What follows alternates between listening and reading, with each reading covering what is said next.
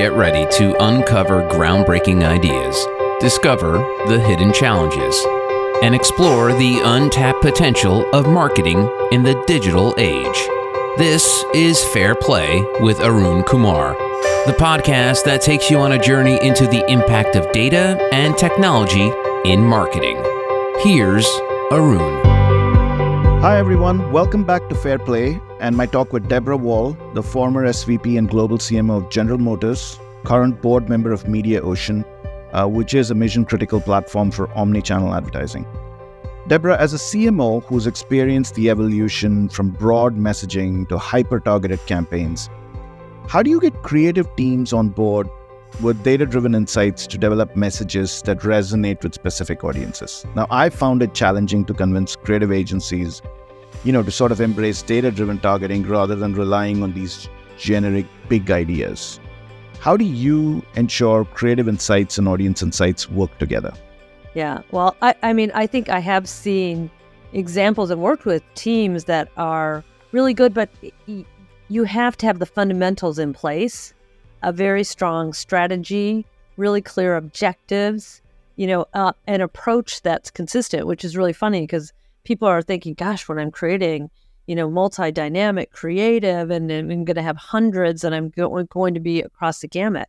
My belief is really that you actually have to be more consistent, even though you're tailoring subtly for the right audiences. So I think, again, we still have a lot more to learn on that but and I know, because marketing is about studying behavior, human behavior, and we're still motivated by ideas. We're motivated by the thing that, hits us here and makes us think differently or perceive something differently. And those are brilliant creative ideas. So I am really worried of overall, as we lose sort of the linear TV platform. And I've been watching, just to experiment, a lot of streaming with ads, and we're not even using it nearly where we should be. I'm shocked as you are by the amount of repetition and the fact that what's being shown to me is completely irrelevant to. It is shocking how badly they use data. I don't drink, and I am watching a great series right now, and all I'm getting is beer commercials. I'm ready to. And if you're binging that series, you're going to see that ad 40, 50 times. Which I am right now. Stop. I'm in a very frustrated mode. In fact, I'm about to call, the CEO of that streaming service and just say, really, you gotta. And it's so misusing the capabilities, because we do have much better capabilities with everything that's going on.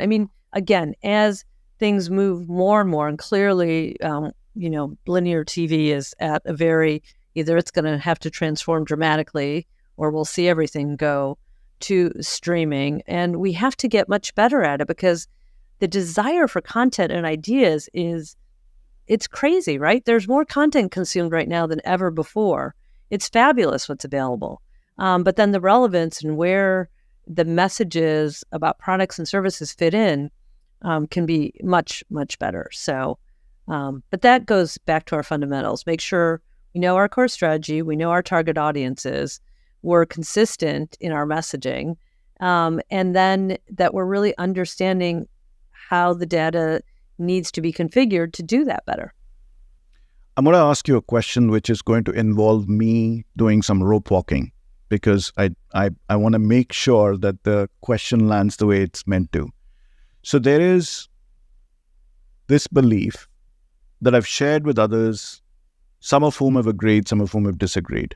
But the notion is this, that when I say we as marketers and those involved in the marketing industry, have struggled to show value or what is perceived as value, except for islands of excellence. What's happened is that CEOs, boards, and most importantly, finance departments have started looking at marketing as a cost, and therefore have started saying, well, if I know I have to do it, I know it gives me value, I know if I stop all marketing, my brand is dead, I'm not going to sell.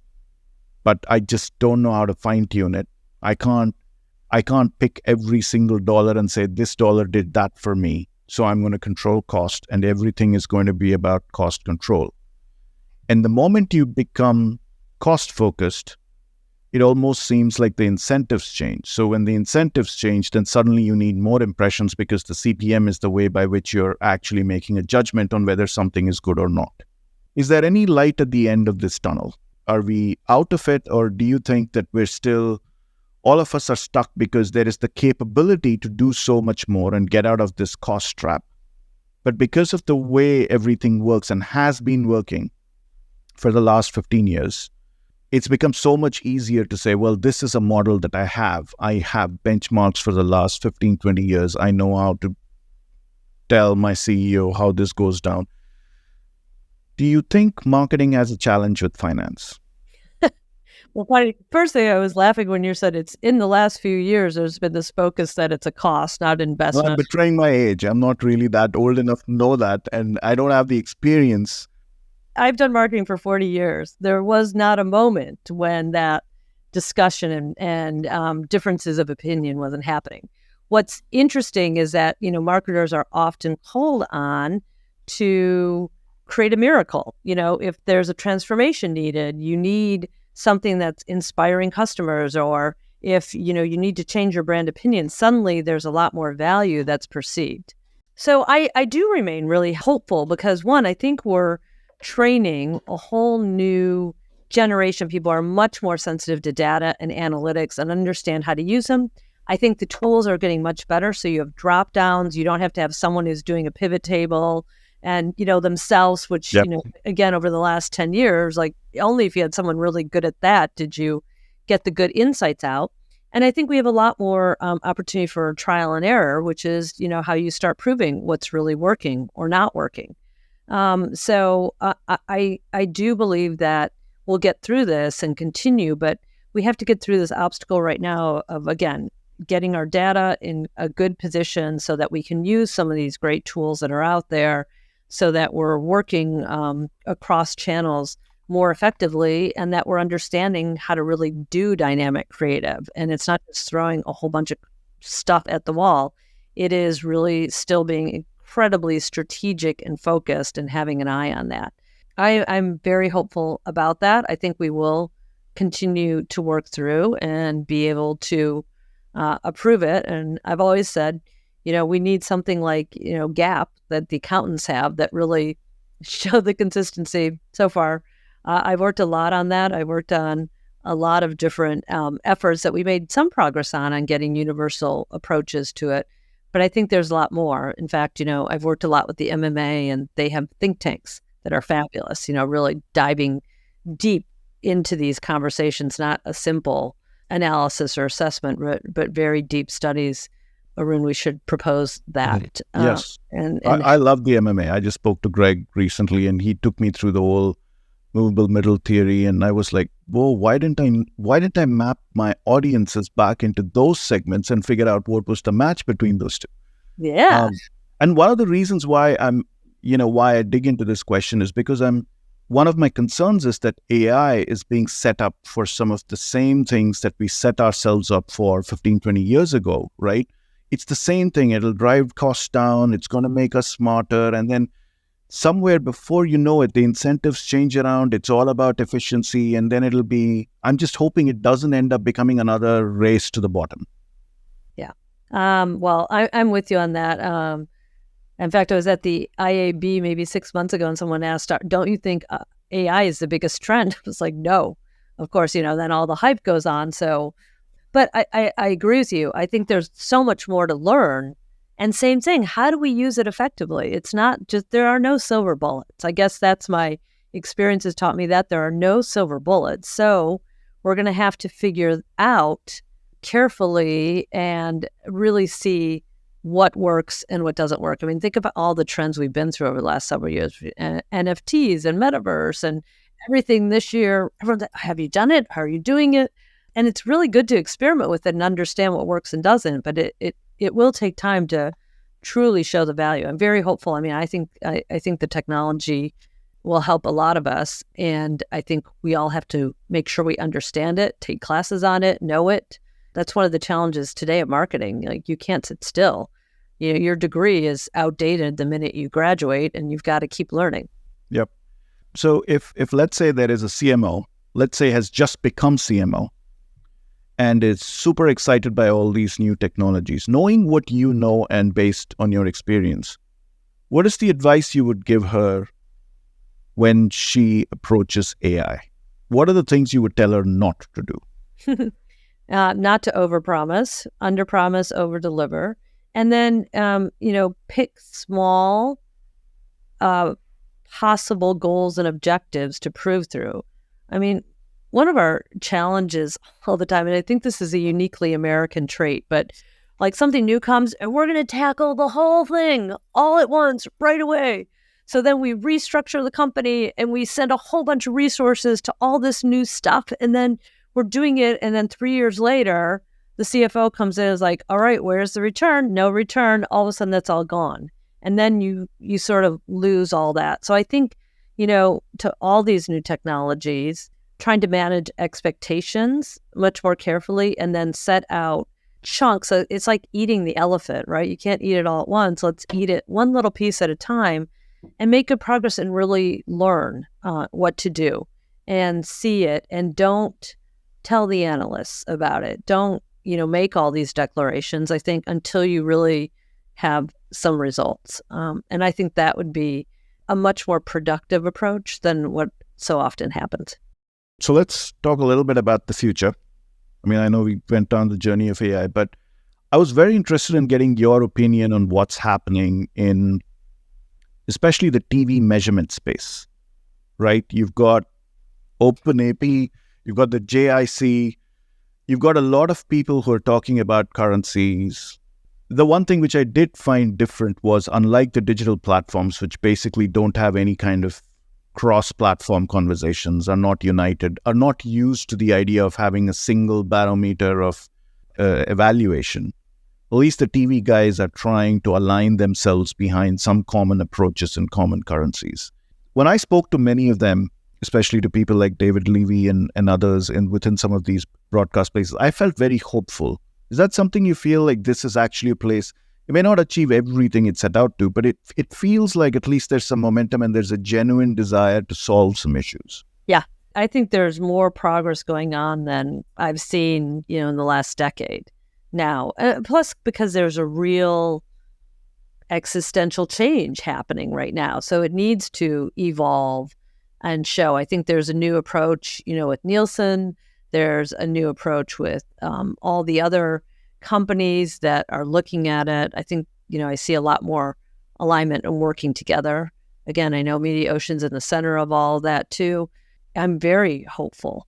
And they need it right now. There's nothing like a crisis to make sure that change happens, and it happens really fast. So now we have to make sure that it's as relevant. I mean, I was involved back in the day in the efforts when we went to let's measure impressions by what do you see in the first 30 seconds, what do you see in the first minute, all of that, which I think is all helpful, but it needs to be more of those setting standards and really aligning.